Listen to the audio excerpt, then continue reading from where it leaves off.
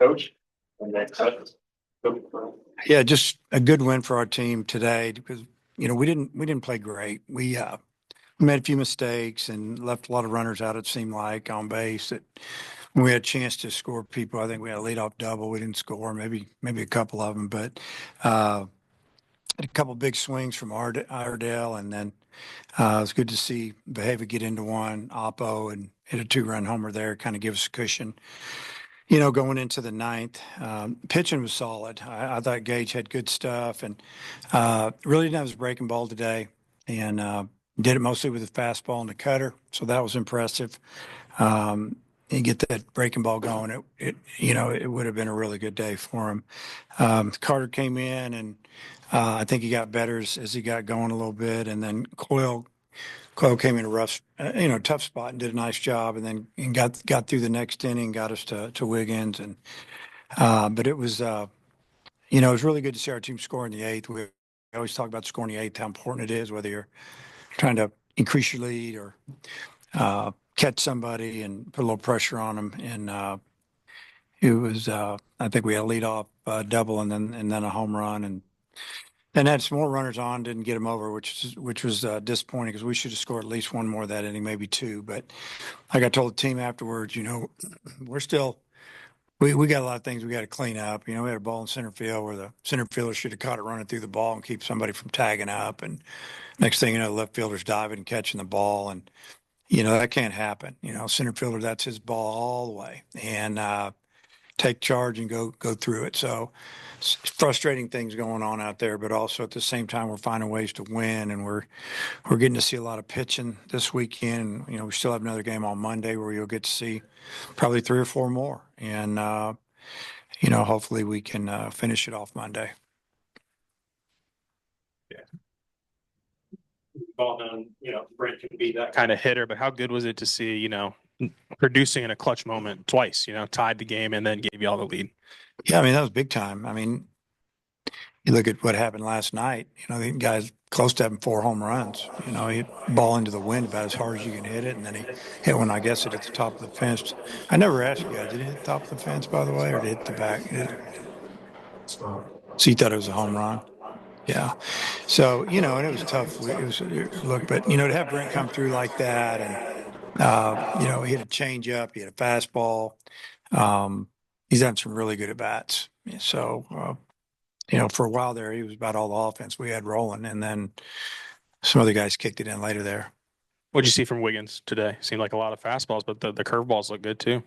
Yeah, I thought he threw good. I don't know, 17, 18 pitches, and, most of them were right around the plate. Even his misses were close, and I thought he threw a couple of sliders that were close. And, yeah, it's good to see, a young guy come in, and it wasn't like we're only up one, but, still had to finish the game, and they get another guy on there, and it gets a little dicey because now they got the tie and run at the plate. They know he throws hard, so they're just cheating to the fastball as best they can. So you got to have another pitch, and he's got one.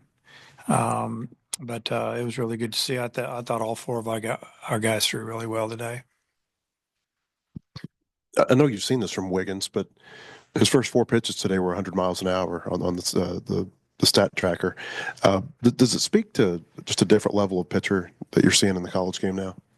Yeah, a little bit. You got some guys are ready to sign right out of high school, and they get a lot of money, and some guys are, when I say ready to sign, that's just what they want to do. Then there's some guys that, they want a lot of money, or they're going to go to college, and he could be in high A or yeah, A ball now or rookie ball or whatever, but he's going to get a lot of development here, and he'll get his money. He's going to be patient, and he's going to enjoy it along the way, and be around guys for a couple of years. But we throw pitchers all the time, or players all the time that they could have signed, and they decide to come to school. And but yeah, that's the play you're seeing these days.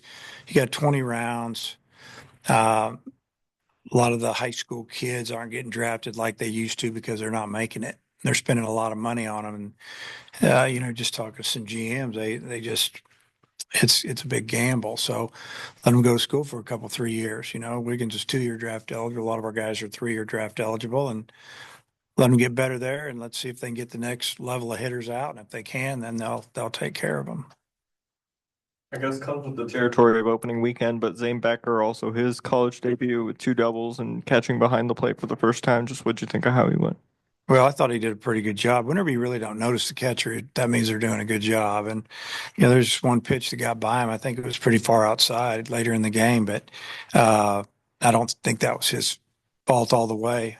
He's a good blocker. He's really gotten a lot better receiving. We had, Gage and, him work together last weekend in their last scrimmage. And so just to get a little more familiar with each other, because this figured we'd catch Ryder the first couple of games, and then, we needed to get Becker some experience. And he's been hitting as good as anybody on our team, honestly, all spring or whatever this is, winter.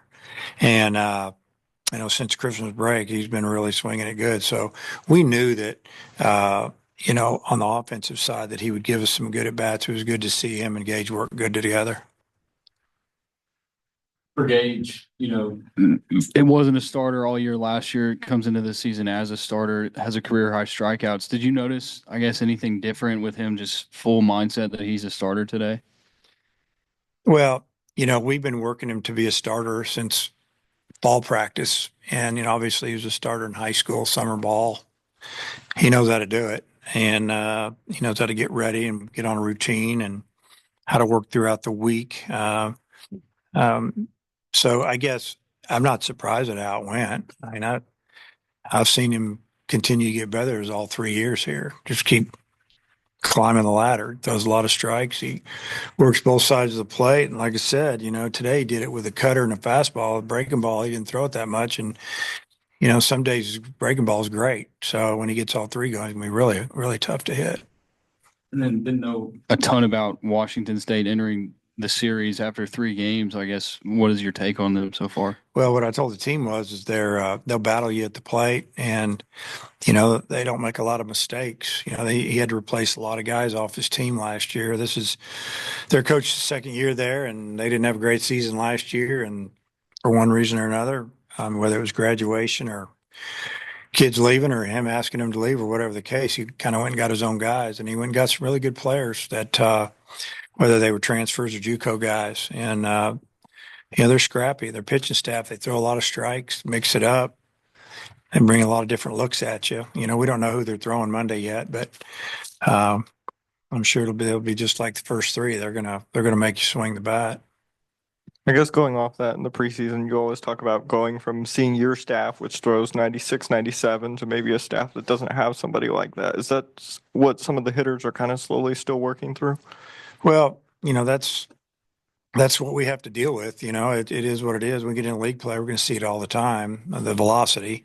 But yeah, I mean, there's a difference between 96 and 90, or when you really get the difference, you got somebody's fastball's 86, 87, like their first starter, but his stuff was really good because it was moving and he never threw it over the plate except on the edges. And, so you have to deal with that. So then we got to make sure the hitters aren't getting frustrated because they see it and they think, it's not throwing that hard. It's not the way it is. That's why they call it pitching. You got to pitch. You got to get them out. If you get them out, it doesn't matter how hard you throw. And, sometimes it just takes you a little longer to maybe convince your coaches that you need to pitch more. But if you keep getting people out, coaches are going to pitch them. It's just the way it works. But yeah, it's a little bit of adjustment for our hitters, but to the most part, all of their pitchers have thrown approximately the same velocity. So we don't have any excuses now. And we haven't been over the top offensively this weekend. I mean, there's been some guys pressing and trying to hit the ball too far and too hard. And hopefully they'll calm down a little bit. Speaking on the pressing, it seemed like maybe Vahiva a little bit of pressing before the home run. I mean, is he a guy that kind of the same thing last year? He needs a little bit of success to relax a little and get the season rolling? Well, I don't know if you call it pressing. I think, you know, we have so much high expectation. Everybody thinks you're supposed to get a hit every time up or at least hit a ball hard. You know, you got to take that off yourself and relax. You know, what I love about him is that he just keeps playing great defense and making plays, and he doesn't take his bat out to the field if it didn't go well. But yeah, I think so, just a little bit. I think everybody wants to get off to a good start, especially guys who are new in the program, coming in from another program. You know, they feel a little bit of pressure. You know, the high school kids probably not so much. You know, they're just nervous. So it's been a little bit of everything. So it's been good. We've gotten at least 3 games in. Looks like we have a chance to get that 4th one in on Monday, and maybe in some cool weather. But you know, it is what it is. Sorry to not ask this yesterday, but just how difficult was the play Vahiva made the catch over and then throwing it home? I mean, just how rare is it, and what was it like kind of watching that from the dugout yesterday? I mean, we made the comment, you know, on opening day, might have made the play of the year. I mean, you might not see a better play than that all year. I mean, athletically, you know, first off, he has the wind's blowing. It looks like the ball's going to go to the center fielder or the left fielder. Somebody else is going to catch it. Next thing, it probably blew 30 yards in. I mean, it was amazing because he didn't break for it immediately. He thought the outfielder was getting, and then he took off when he saw that center fielder just couldn't get there, and they communicated a little bit, and he made an over-the-shoulder basket catch, and then, you know, just has a feel for the game, knew the runner was going to tag. And I mean, as soon as he caught it, he just spun and threw off one leg. I mean, he threw blind almost. And he didn't have a lot on it, but he threw it really accurate. And then, you know, maybe a little bit that got overlooked was that Ryder went out and got the ball with one hand with a catcher's glove, like a shortstop, and laid a tag, I think, on his thigh, somewhere in there. We thought he tagged him. I mean, it was a great play. And, you know, again, difference between being down 2 going into the bottom of the 10th, or maybe more, because, you know, they only would have had 2 outs. They might drive in another run. You never know. So yeah, it definitely, you know, helped us win that game. Coach, Okay. Thanks, guys. Okay. Okay.